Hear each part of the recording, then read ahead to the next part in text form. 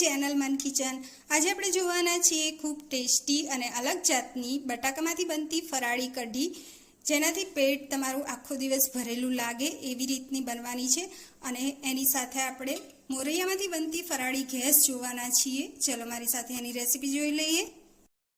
મોરૈયાની gas બનાવવા માટે mixing બાઉલમાં 1 બાઉલ જેટલો મોરૈયો લઈએ। આને સામો પણ કહેવાય છે અને ફરાળી ચોખા પણ કહેવાય છે, જે 1 બાઉલ લઈએ છીએ અને એને 2 વખત પાણીથી વોશ કરી અને સાફ કરી લેવાનો છે। એકદમ સારી રીતે વોશ કરી અને આ એક્સ્ટ્રા પાણી કાઢી લેવાનું છે। આ પ્રોસીજર 2 થી 3 વખત કરવાની છે। મોરૈયાને 2 થી 3 વખત વોશ કરી લીધો છે। એની અંદર 1 કપ જેટલું પાણી એડ કરી અને એને 10 મિનિટ માટે પલળવા દઈએ। મોરૈયો પલળે છે ત્યાં સુધી આપણે ફરાળી કઢી માટે મિશ્રણ તૈયાર કરી લઈએ। એના માટે 1 બાઉલ જેટલું દહીં લેવાનું છે। દહીં અહીંયા ખાટું નહીં અને મોડું નહીં એવું મીડિયમ એવું લીધું છે। 2 ટેબલસ્પૂન જેટલો રાજગરાનો લોટ એડ કરીશું। 3 કપ જેટલું પાણી લેવાનું છે। હવે આને આપણે બ્લેન્ડરથી અથવા રવૈયાની મદદથી ઝેરી લઈએ। ગાંઠા ના રહે એ રીતે સારી રીતે ઝેરી લેવાનું છે। કઢીનું મિશ્રણ આપણું ઝેરાઈને સરસ તૈયાર થઈ ગયું છે, એને સાઈડ કરી લઈએ। હવે 3 નંગ જેટલા મેં બટેકા લીધા છે, એને મેં બાફી છોલી અને પીસ કરી લીધા છે। બટાકા બાફતી વખતે મેં 5 વિસલ પાડી હતી, એટલે સરસ કૂક થઈ જાય। કાચા જરાય નહીં રાખવાના અને વધારે પડતા બોઇલ પણ નહીં કરવાના અને એને મેં ફૂલ ફ્લેમ ઉપર બાફ્યા છે। ગેસ ઓન કરીને એક કડાઈમાં મેં 2 ટેબલસ્પૂન જેટલું તેલ ગરમ કરવા મૂક્યું છે। એની અંદર 1 ટીસ્પૂન જેટલી રાઈ એડ કરીએ, 1 ટીસ્પૂન આખું જીરું, 1 તમાલપત્ર, 1 લાલ આખું મરચું, 2 નંગ લવિંગ અને ટુકડો તજ લઈએ, 4-5 નંગ મીઠા લીમડાના પાન,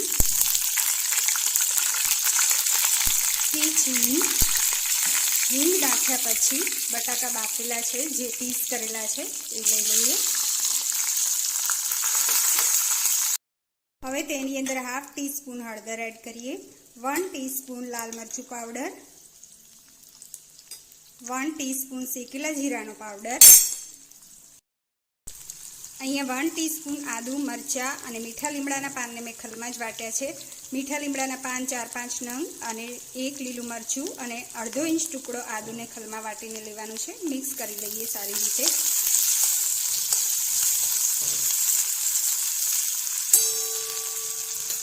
હવે 1/2 ટેબલસ્પૂન જેટલું મીઠું એડ કરીએ,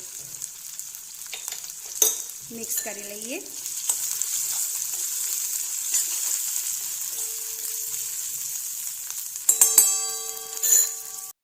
બટાકા આપણા સારી રીતે કૂક કરેલા હતા, એટલે વધારે કૂક કરવાની જરૂર નહીં પડે। તરત જ આપણે કઢીનું મિશ્રણ એડ કરી લેવાનું અને મીઠું આપણે પહેલાં એડ એટલે કર્યું કે કઢી જ્યારે બનતી હોય ત્યારે ફાટે નહીં અને મીડિયમ આંચ રાખવાની।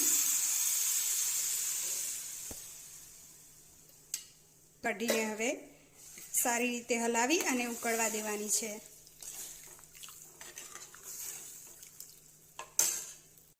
કઢી ઉકળી રહી છે ત્યાં સુધી આપણે મોરૈયાની ગેસ બનાવી લેવાની છે। મોરૈયો પલળ્યાને 10 મિનિટ થઈ ગઈ છે। સાઈડમાં ગેસ ઓન કરીને એક કુકર ગરમ કરવા મૂકવાનું છે। એમાં 1 ટેબલસ્પૂન જેટલું ઘી લઈએ। ઘી ગરમ થાય એટલે 1 ટીસ્પૂન જેટલો અજમો એડ કરીએ। અજમો ના ગમે તો તમે આખું જીરું પણ એડ કરી શકો છો। 1 પીંચ જેટલી હિંગ એડ કરીએ। મીઠા લીમડાના પાન 4-5 નંગ, આદુ મરચાંની પેસ્ટ 1 ટીસ્પૂન। હવે મોરૈયો લઈએ। મોરૈયો આપણે પાણી સાથે જ લઉં છું, જેમાં મેં 1 કપ જેટલું પાણી એડ કર્યું હતું। હવે 1/2 ટેબલસ્પૂન કરતાં થોડું વધારે એવું મીઠું લેવાનું છે। આમાં હંમેશા મીઠું પહેલાં વધારે નાખવાનું, કારણ કે જ્યારે બની જાય ત્યારે એનો ટેસ્ટ એકદમ માપનો થતો હોય છે। હવે એની અંદર 3 કપ જેટલી છાશ લેવાની છે। છાશ અહીંયા તમે મલાઈની લઈ શકો છો અને મેં અહીંયા ખાટી છાશ લીધી છે। એને હવે ઢાંકણ બંધ કરી અને 5 વિસલ પાડી લેવાની છે। કઢીને ઉકળતા 5-7 મિનિટ જેટલો સમય થયો છે। હવે એની અંદર ફ્રેશ લીલા ધાણા 1 થી 2 ટેબલસ્પૂન જેટલા એડ કરી લઈએ અને ગેસની ફ્લેમ બંધ કરી લઈએ। કઢી આપણી સરસ તૈયાર થઈ ગઈ છે।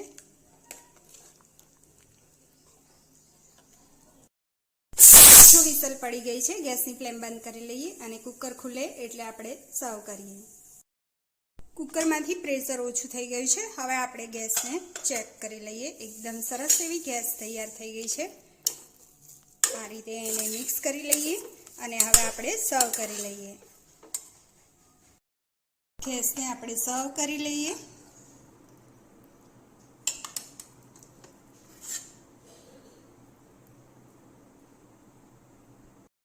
ફ્રેશ લીલા ધાણા અને ઉપરથી ઘી નાખીએ।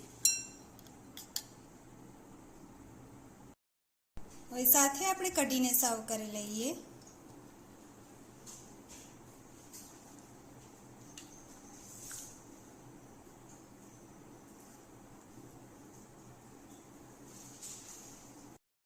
સો ફ્રેન્ડ્સ, ગરમા ગરમ ફરાળી ગેસ અને બટાકામાંથી બનતી ફરાળી કઢી આપણી સર્વ થઈ ગઈ છે। જો તમે મારી ચેનલને હજી સુધી સબસ્ક્રાઇબ ના કરી હોય તો કરી દેજો। Bye bye, C you next time.